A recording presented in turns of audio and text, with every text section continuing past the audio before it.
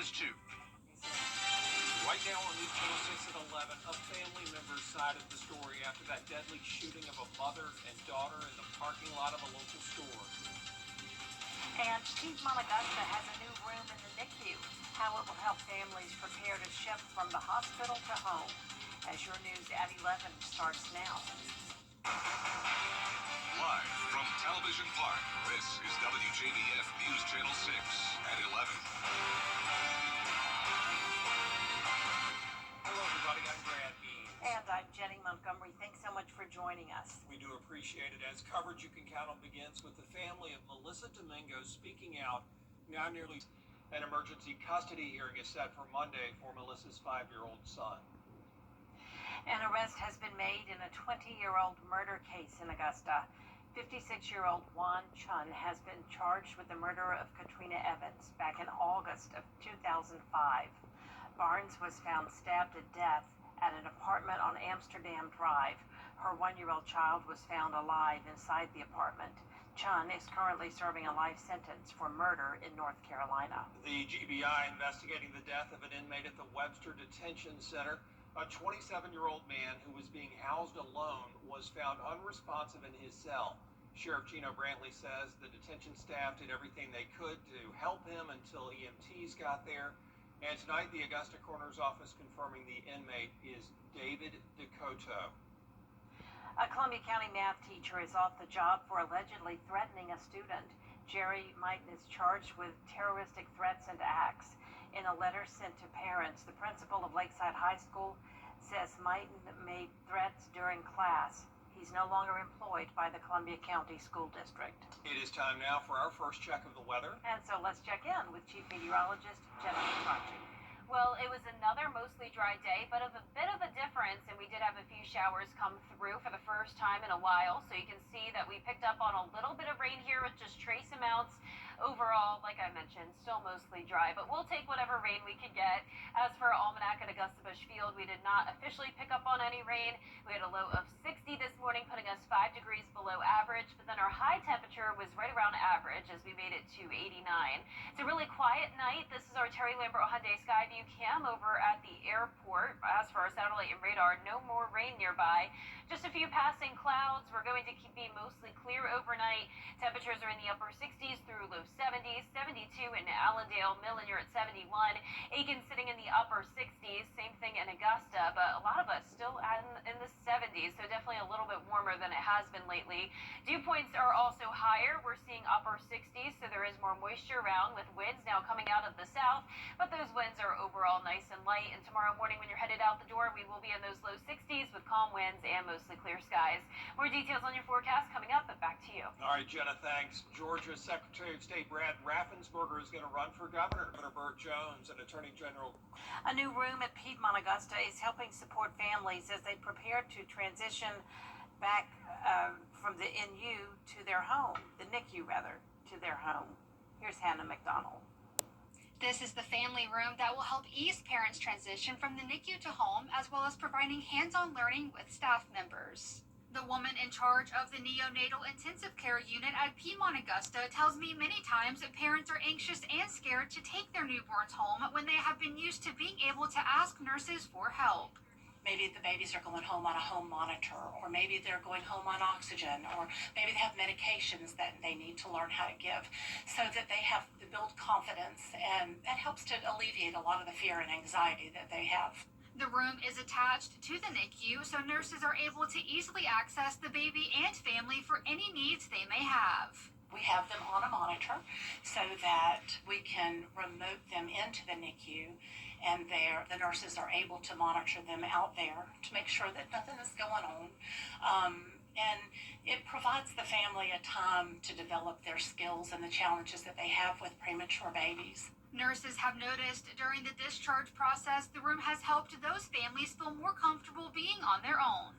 Throughout those months of the baby is here, you develop a very close bond with these families. They're like our family, So being able to provide this for them just gives the nurses that extra sense of pride to be able to say, I know that this family is ready to go home now and to be able to provide the care that these little premature babies need.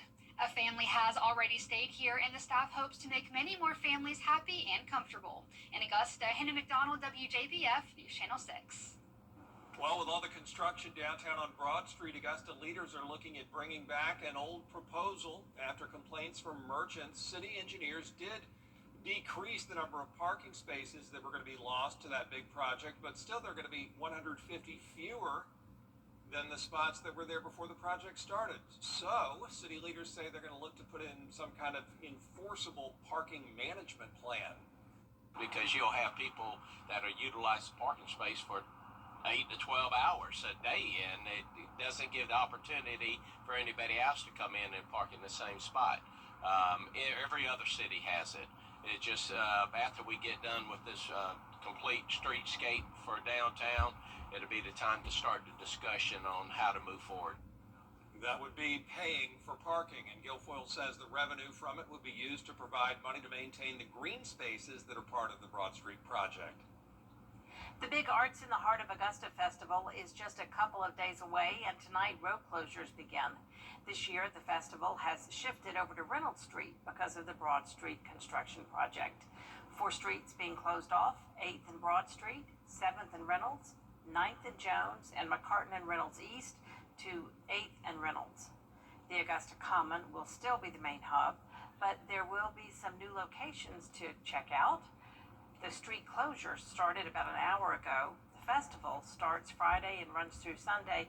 You can find out about ticket information on our website, WJBF.com. Indoor temperatures will be warming up over the next few days, eventually hitting 90 degrees, lows in the mid-60s, isolated rain chances, and we also have some activity in the tropics to talk about. I'll have all the details when we return.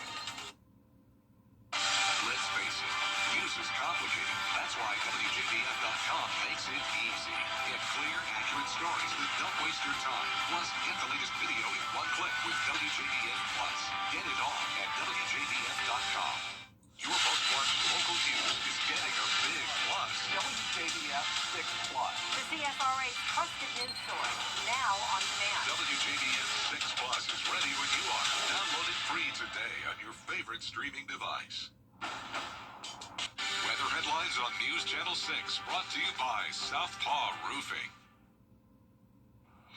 Now, your most accurate forecast with WJBF Live 5/6. Welcome back. It's a lovely Wednesday night as we start out with a look at our Terry Lambert Hyundai Skyview Cam in Aiken. Not much going on, and it's definitely much warmer than it has been lately at this time of the night. We're sitting at 67 degrees. Dew points also matching up with our temperatures. Visibility down to 7 miles and very calm winds. Now, around the CSRA, you can still see some low 70s. This is typical for this time of the night during this time of the year, but lately we've had some low 60s at this hour, so we're definitely seeing a bit of a warming trend. And on satellite and radar, there's no rain, but we do have a few passing clouds, and the cloud cover also helps to keep our temperatures a bit warmer. Now, we're still watching this coastal low, and we're also under the influence of an upper level low that's bringing these isolated rain chances into the CSRA, going back and forth between a 10 to 20% chance now through the weekend, and then a slightly higher chance of rain by around next Tuesday as those low temperatures start to finally rise. So we're out of the low 50s and we're back into the low to even mid 60s for those low temperatures, bringing us back to around average. So for a Thursday morning planner, we're starting out in the low 60s and then we'll climb into the upper 80s throughout the day. Still mostly sunny skies despite that slight chance of a few showers. And once again, we will have that slight chance of rain for this weekend as well, so keep that in mind. And for Arts in the Heart, of course, it's not going to be a widespread washout, but it wouldn't hurt to keep the rain gear in your car just in case. It's also going to be hot. Temperature is getting to 90 degrees. Here's our futurecast tomorrow at 8 a.m. A completely dry start to our day with some cloud cover. You can see those clouds start to break apart, but then that's when those isolated showers will start to develop. I'm really not expecting much heavy rain. Some of our southeastern counties have a slightly higher chance of that, but you can see as we go throughout the evening, once we get past sunset, those showers really start to break apart and will be dry by this time tomorrow night. We're watching Tropical Storm Gabrielle that formed earlier today. This is our first named storm in quite some time. The tropics are finally heating up. up. Now, right behind Gabrielle, we also have a couple other systems to watch, which we'll take a look at in a moment. But you can see the track of Gabrielle, fortunately taking it up towards the north. So this is keeping it quite a distance away from the United States. But we'll be keeping a close eye on it as it could be impacting Bermuda as a hurricane next week. But like I mentioned, a couple areas behind Gabrielle. This one area now down to a 10% chance. It was at 20% earlier. But this is common when we have some waves nearby an existing tropical system. That tropical storm Gabrielle is taking away a lot of the energy. So these two are going to have some problems developing, which is great news. But we'll keep you updated on that. Lows tonight will be in the low to mid 60s. Highs tomorrow are going to be in the upper 80s. Some places getting to 90 degrees. And that 10-day forecast is showing those temperatures quickly go from 90 back to the upper 80s next week, near average, with those slight chances of rain. Now back to you. South Carolina lawmakers pushing to limit what teachers can and cannot say on social media. We're going to have those details up next for you, but first, the winning numbers for tonight's South Carolina Lottery's Pick 3, 819. Andrew picked 4 winning numbers tonight, 7143. That Fireball 2. We'll be right back. Coming up, this week's scholar athlete from North Augusta High School. Do-it-all star on the field and in the classroom. Coleman Services knows Or online at GeraldJonesGFC.com. the Scholar Athlete Awards are brought to you by Jefferson Energy Cooperative, Revamp of Augusta, McDonald's, and WJBF News Channel 6. Now, WJBF sports coverage you can count on. Well, it is Wednesday, which means it's time to feature another scholar athlete in this week's A Young Man Who Has Mastered the Art of Multitasking. We're talking about North Augusta's Luke Waldhauer. The senior Yellow Jacket has a laundry list of student athlete achievements. His sports include football, tennis, track and field, and the Clay Target team. And his academic honors, well, how about all A honor roll with a 5.17 GPA, honor seal of distinction recipient, future business leaders of America, National Honor Society, and Fellowship of Christian Athletes student worship leader. Now, athletically, he's been a part of the Yellow Jackets football program all 4 years and is a founding member of the North Augusta Pickleball Club, among so many other accolades. Now, for Luke, time management is the key to his success. Definitely time crunch. The calendar can only help so much. Being in so many different activities, organizing with the supervisors where I can be at certain times, that's been a big struggle. And especially balancing that with school. He's really self-driven. Really proud of that fact. Like he said, I know he mentioned earlier about keeping his calendar. His calendar stays full, and we're pretty much just been the guardrails for him. He just keeps on going and does a lot of stuff on his own. And he's got his own motor, for sure. Flexibility and organization, because what he does, I couldn't do. And I get asked a lot of times on the weekends, like, what's Luke doing today? And I'm like, I have no idea. I mean, he's just always on the go. He's the ultimate team guy. He's willing to do whatever's asked for him. Whatever it is to help a teammate, whatever it is to help our team get better, he's willing to do, and that's one reason we're successful, because we have a lot of guys like him. Can't get a punt off without the great snap. Same with the field goal. And he's just Mr. Consistent. Can always count on him to do his job. Now, Luke has narrowed his college choices down to either Clemson, Georgia, or Vanderbilt. He will study biological sciences to prepare for med school. Now, we've also got a brand new Football Friday Night Player of the Week poll. This week, we have 6 nominees from all around the CSRA: Westside, Thompson, Saluda, Edmundburg Academy, South Aiken, and Briarwood Academy. Now, you can vote once per day. The poll closes at 11 p.m. on Friday night, and we will announce the winner on week 6 of Football Friday Night. And the Grovetown Warriors, coming off a bye from last week and now turn towards a challenging part of their schedule. The Grovetown Warriors have a massive 6A region play test right out of the gate, taking on the Grayson Rams, who just happens to be the 4th best team in the nation. The Warriors are off to a 3-1 start to the season under first-year head coach Dedrick Mayo. More wins now than they had combined last season. Now, he credits the players' discipline and accountability, but knows that this is just the beginning if they want to make a push for the playoffs.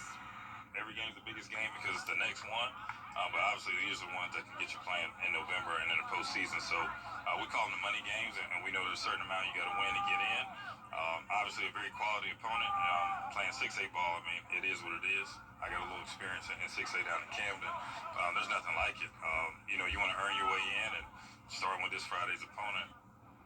Kickoff set for 7:30 p.m. Friday at the Warzone Stadium. Brad and Jenny, back to you. Gianna, thanks. Coming up, the iconic toys that could be inducted into the Toy Hall of Fame. We're going to have that story for you after the break. Right now, the weather, it seems like it's always changing. That's why Live Viper 6 is always there. It is a Viper 6 alert day as we track severe weather. The Live Viper 6 weather team is coverage you can count on. The News Channel 6 mobile app is now even better. Download it today. Our 10-day forecast is showing just the slight chance of rain as we head into the weekend. Temperatures heating up to 90 degrees, then back to the upper 80s all of next week. Very consistent weather with that slight chance of rain then as well. The National Toy Hall of Fame announcing 12 finalists for its class of 2025. They include family game night staples like Battleship, Connect 4, and Trivial Pursuit. Also on the list, the Scooter, Slime, Snow, Cornhole, and the Star Wars lightsaber. Wow, Furby and Tickle Me Elmo also made the list. Fans can vote online, let your voice be heard through September 24th, and the inductees will be revealed in November up at that Toy Museum in Rochester, New York. A lot of good toys there. Thank y'all for watching. We appreciate it. Be sure to tune in for Good Morning Augusta with Mary and Barkley. Good night.